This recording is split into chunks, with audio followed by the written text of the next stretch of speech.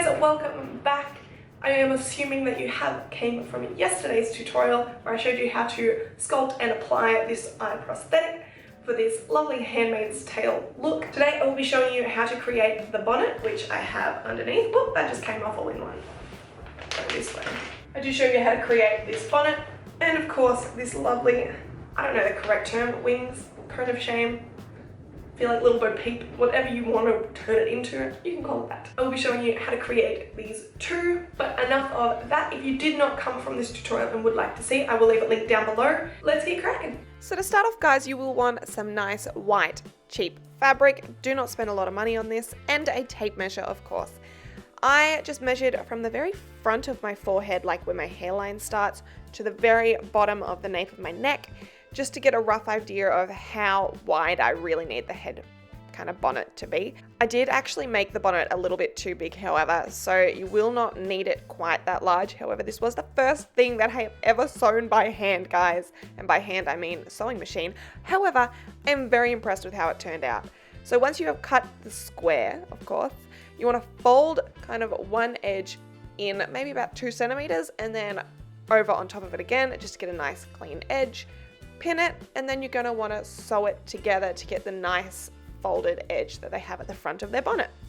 I would then highly recommend going around to all of the other sides of the bonnet, not the back edge, but the sides, and sewing that to just get a nice seam on the edge, just so you do not have any rough edges showing on the final bonnet. Now, you just really want to measure it against your head, make sure that it is wide enough, and kind of just get a rough measure of how you want the bonnet to curve. So I'm just doing a little bit of a measurement again, just to get the rough length of the curve, and then just freehanding it. I mean, it doesn't have to be perfect, guys. This is just a handmade, quick Halloween costume. And then just going along that sketch that you did, you just want to pin it so it doesn't move when you sew it. And then you're just going to sew along the line that you have drawn. Now, I'd highly recommend not cutting it before sewing it, even after sewing it, not cutting it in case you have made it too small. And then you can just unpick the stitches that you have put in, just to really give yourself that little safety blanket in case you did muck up on the sewing. But seriously, as you can see here, guys, I made it far too long at the back. I could take a solid of, I reckon, like 10 centimeters off it, and it would still fit quite snug. So I just go in again and draw another line and sew along that, and kind of just keep doing it until I get the right size. I guess it's just trial and error until you get there. Just making sure not to cut the material until you are happy, just so you do not have to start from scratch again or waste any material, as it's just easier to do it this way. Now, I am sure that there are people that know how to sew screaming at their computers right now, and I do apologize, but that's just the way that I found it easiest to do. I'm sure there is ways to get correct measurements as well, but once you are happy with the size, you may then cut it. That is what I'm doing right now. I then just sew on a bit of elastic at the back of the bonnet. Now, I probably had about 15 centimeters worth of, maybe 20 of elastic, and just stretched it and sewed and stretched it and sewed, just so when you do finally finish sewing, it will bunch up at the back. However, I'm sure there's a correct way to measure this as well. However, I wing it, guys. You know me. I don't know what I'm doing. I realized that it was still probably a little bit too loose at the back, and instead of completely unpicking all of the elastic, I just decided to kind of fold it over in a little bit of a clover and just hand stitch it, as it would have been too thick to put under the sewing machine. So just be careful really not to stab yourself in doing this, guys, as you do have to put a fair bit of force through it to get through the 4 layers of elastic that you will be trying to stitch through. So just please be careful, don't stab yourself. Get a parent to help if you need to.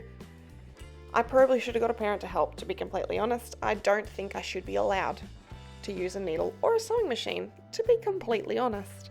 And then I realized that they actually have the corners of their bonnets folded up, like on the front where you did do those 2 folds in the first place. The corner is just folded up, so it's not a square edge. So I'm just going in and making it angled, just doing a single 1-2 stitch just to keep it up. You don't need to use the sewing machine for that, guys. I mean, you could even probably hot glue it, it'd work. I just decided a stitch was the easiest, I guess. So there you go, guys. That is the little touched up version. However, I do feel like the back is still a little bit baggy, so I'm just going in and sewing in a little bit further, trying that on and just going through. If you guys do have a better way of doing this, please let me know down below, because I would love any sewing tips that you do have, because I have no idea what I'm doing. Okay, getting on to I'm going to call them wings. I don't actually know the correct term. I'm just taking some A4 sheets of paper and just mapping out kind of the size that I want. So just doing it with one sheet at the moment, or 2 sheets technically, and just masking taping them together. It's nothing fancy. You don't have to use any special glues or any fabric stuff at the moment. So I'm just doing that, putting it on my head, cutting it out, seeing the size that I want, just to get kind of a map for it. And once you have the shape that you are happy with, stick 3 bits of paper together and do that twice. So like 3 bits and then a separate 3 bits stuck together, and then stick them together to make one long bit of paper like we did at the start. This is just going to be the final one. It's just we did a little test one before, if that made any sense. I hope it did. But stick them together, do the same thing, create the actual insert that we're going to put inside the kind of sleeve. So just make sure that you've got it the length that you want it before you go and cut it, as otherwise it is going to be a fair bit harder to change.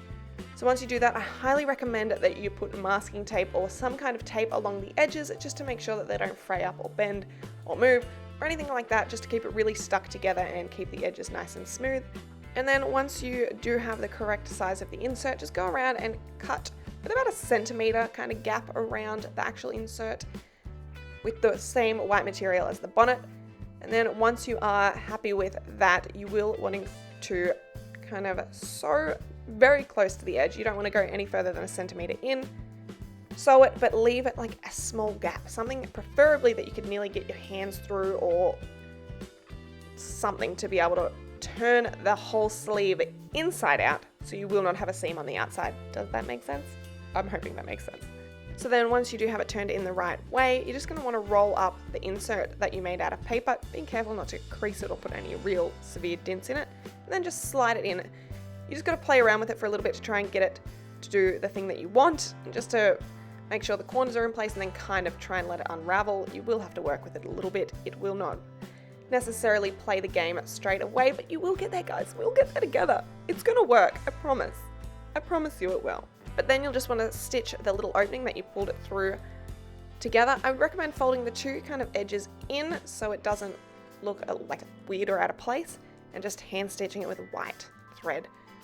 I mean, it's not going to look perfect, but it's not going to be very noticeable from afar. It'll look fine unless you're super close up. So that is pretty much the wing part of it finished. We just need to attach 2 little strings to the back. I'm just also making this out of some white material. So I'm just making a long tube of white material. I am not making it as wide as it looks here. It is only going to be about a centimeter wide, as you can see where I put the foot of the sewing machine, and just take that all the way through the sewing machine, and then you want to turn it the right way in. Now this can be a bit tricky. I'd highly recommend using something long and skinny, maybe like a skewer or a pencil or a paintbrush, and not the bristly bit, obviously. And then once you have got it turned in the right way, cut it into 2 just to make 2 bits so you can attach it to either side. And then I just hand stitched it to the very edge. You're not going to be able to put the needle necessarily through the paper, so you will just want to work reasonably close to the edge. And then you're going to be done, guys. That will be pretty much the finished bonnet. So there you have it, guys. That is the tutorial on how to make this lovely headpiece and bonnet. I mean, it's far from perfect, but if you are wanting to make a quick and easy costume for yourself this Halloween, it is a pretty inexpensive way to create it. I mean, in total, it would have cost around the $4 mark. I mean, I did use a sewing machine, so that did help. If you do not have one of them, it is going to be a little bit harder for you to make. But I mean, the insert of this is just paper.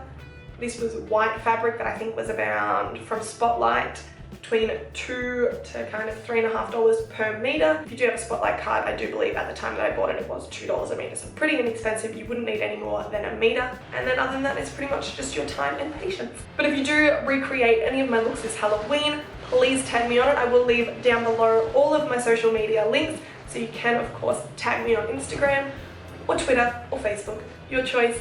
The world is your oyster. But thank you so much for watching. Don't forget to like and subscribe, and turn on that notification bell so you do not miss out on any of my tutorials. Tutorials are coming this So you do not miss out on any tutorials I do have coming this Halloween, and I'll see you tomorrow.